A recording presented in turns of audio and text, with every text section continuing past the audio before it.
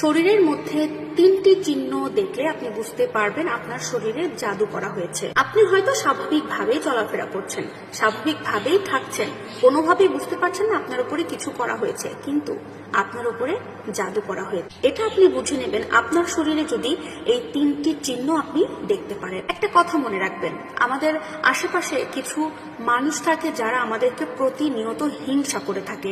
এই হিংসা মারাত্মক একটা খারাপ জিনিস। হিংসার থেকে মানুষ মানুষকে অনেক ক্ষতি করে ফেলে। আর এই জাদু কিন্তু বাইরের কেউ কখনোই করে না।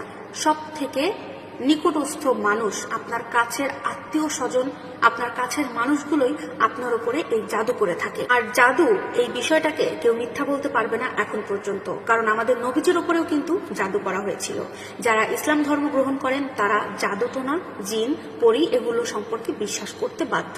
যে 3টি আপনি আপনার শরীরের মধ্যে দেখলেই বুঝতে পারবেন জাদু করা হয়েছে, তার মধ্যে নাম্বার 1 হচ্ছে যার উপরে জাদু করা হয়েছে ওই মানুষটার আশেপাশে যে মানুষগুলো থাকবে তাদেরকে আর সহ্য করতে পারবে না।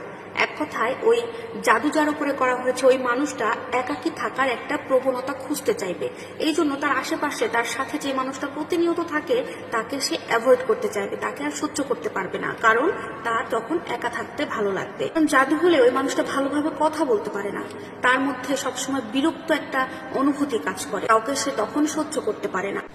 নাম্বার 2, যার উপরে জাদু করা হয় ওই মানুষটা একদম স্বাভাবিক সুস্থ থাকবে। হাজার হাজার ডাক্তার দেখাবেন, টাকা পয়সা খরচ করবেন, ওষুধ খাওয়াবেন, কিন্তু তার শরীরে কোনো ব্যাধি, কোনো রোগ, কোনো ডাক্তার, কোনো চিকিৎসা করে ধরতে পারবে না। অথচ সেই মানুষটা প্রতিনিয়ত অসুস্থ হতেই থাকবে এবং অসুস্থ হয়ে যাবে, কিন্তু কোনো রোগ নির্ধারণ করতে পারবে না কোনো ডাক্তার। নাম্বার 3, বাজে স্বপ্ন দেখা। যে ব্যক্তির ওপরে এই জাদু করা হয় এই ব্যক্তি প্রতিদিন বাজে স্বপ্ন দেখতে থাকবে।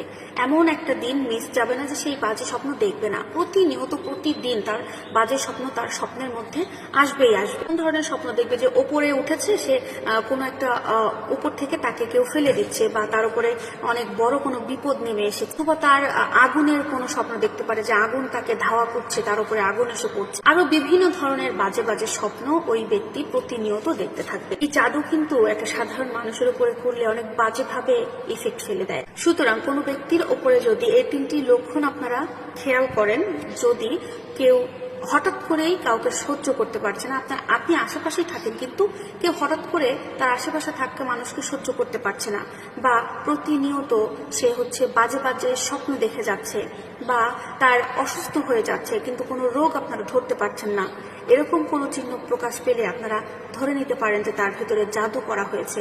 সেই হিসেবে আপনারা কিন্তু বড় আলেম হুজুর দেখে তাকে দেখাতে পারেন। আর এই জাদু থেকে বাঁচার যে একটা আমল, সেটা হচ্ছে সূরা ফালাক এবং সূরা নাসের যে আমলটা আছে এটা কিন্তু আপনারা করতে পারেন, প্রাথমিকভাবে করতেই পারেন। তারপরে আপনারা বড় কোনো আলেম হুজুর দেখে তারপরে আল্লাহর রহমতে সারিয়ে উঠতে পারেন। আশা করব ভিডিওটি উপকারী হতে পারে। আর ভালো লাগলে লাইক, কমেন্ট, শেয়ার করে কমেন্ট করে জানাবেন। আল্লাহ হাফেজ।